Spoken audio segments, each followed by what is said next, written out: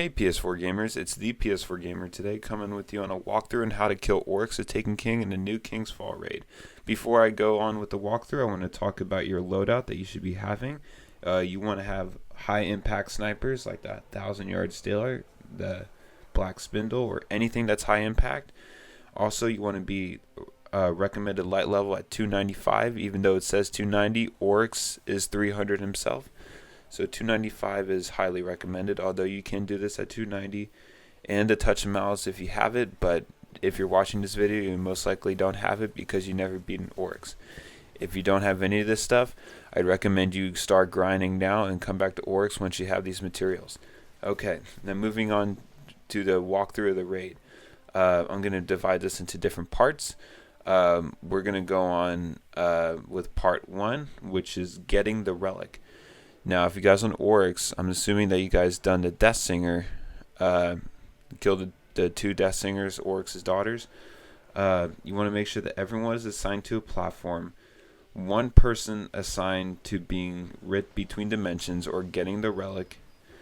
If the relic is above your platform, you kill ads. There's no reason for you to be on your platform if the relic is above you, because it doesn't help with the jumping puzzle. You start with the platform with Oryx, the one that he slams the platform on. That's what you start with, and then you move in a counterclockwise motion on the people that go on the platforms. Counterclockwise, that is very important. Counterclockwise circle.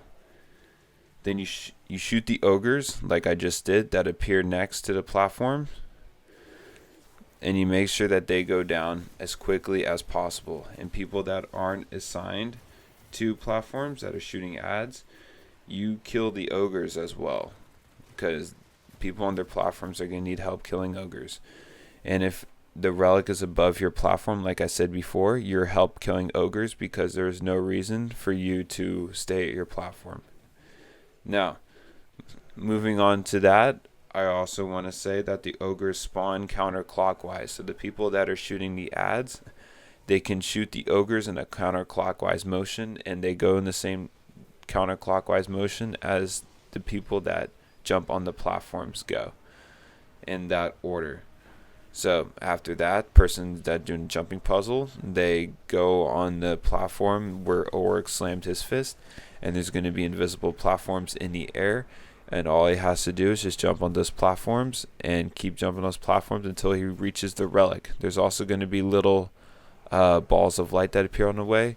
Just got to make sure that you collect all those before you get the relic. After you completed that, then you move on to part 2. Now, the person who grabbed the relic in part 1 now goes to the bubble of the knight and grabs it from him, and he will spawn on the bottom floor near where Oryx initially spawned. The players on the platform checks if their ogres are killed before killing the knight. All ogres must be killed before proceeding. This will be explained later why that must be. After all the ogres are killed, and you make sure they're killed, everyone goes to the middle and kills the knight. If you do not kill the knight will actually disarm the bombs that the ogres dropped. After Oryx slams his fist a second time on the podium that he initially slammed his fist on, his stomach will open up. This is the time where you guys go and use snipers and DPS his stomach. This is why high impact snipers are required for this, and why a high light level.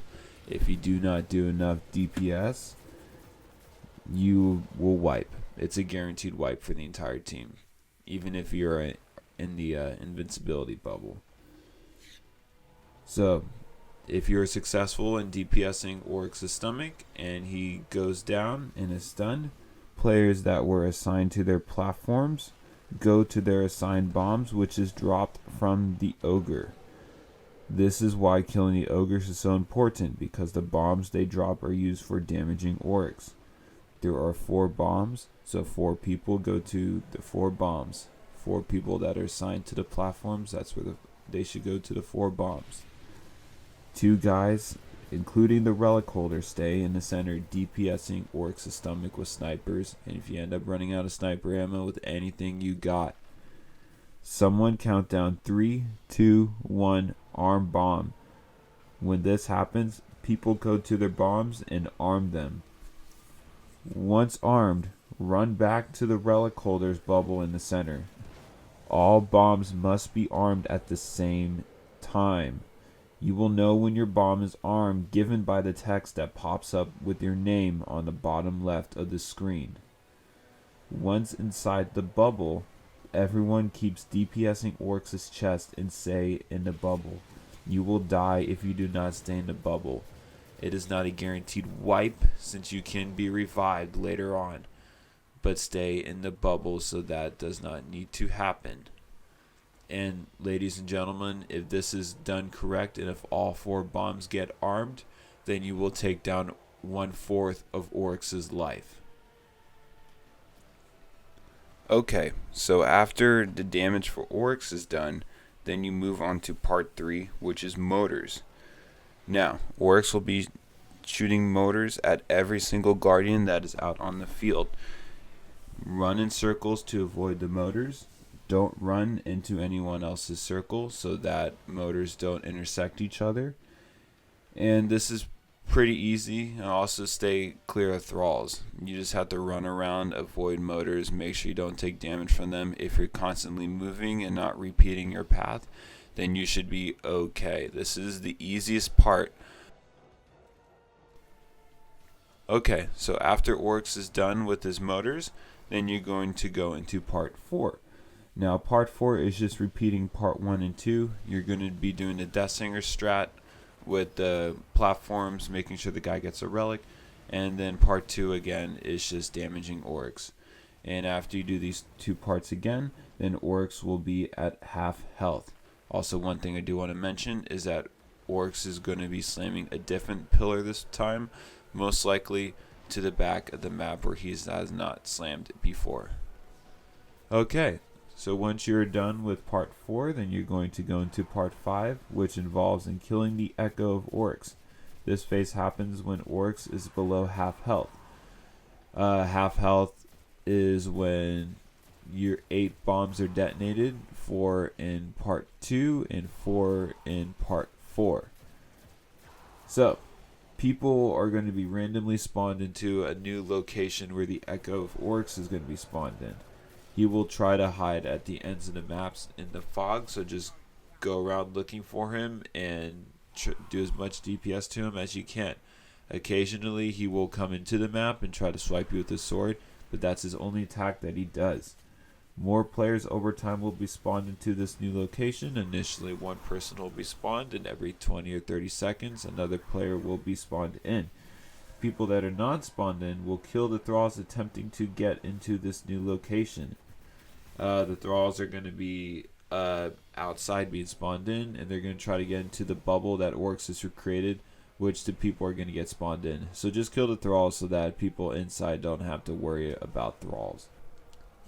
Okay, so once you're done damaging the Echo in part 5, part 6 is relatively self-explanatory. You're going to be repeating part 1 and 2 again, doing the Deathsinger strategy with the platforms, and then damaging Oryx. He's most likely going to slam a different platform, but there are chances this time that he could be slamming the same platforms. You're also going to be repeating part 5 and killing the Echo of Oryx. If you do this correctly, you're going to be repeating part 1 and 2 again, getting his health down to 0. So, a total bombs that should be detonated for Oryx to be at his health at 0 would be 16 bombs in total. Okay, so when you're done with part 6 and his health is at 0, then he's going to go into his final stand. Go to the end of the map where Oryx initially spawns, and he is going to spawn one more time. He is going to attempt to kill you with his final stand by opening up his chest and doing his dark energy thing. You're going to DPS his chest when it opens up, and if you're successful, then congratulations, you win the raid, and the king is now dead. There you go, guys. That is how you complete the raid, King's Fall, the Oryx, they Taken King boss fight. If you guys do like this video and find it helpful, why don't you go ahead and click that like button. It always helps supports the channel. If you guys also want to subscribe for my future videos and also my past videos, I got a lot of good content on here if you guys are fans of Destiny or anything PS4. And I will catch you next time. PS4 Gamer out.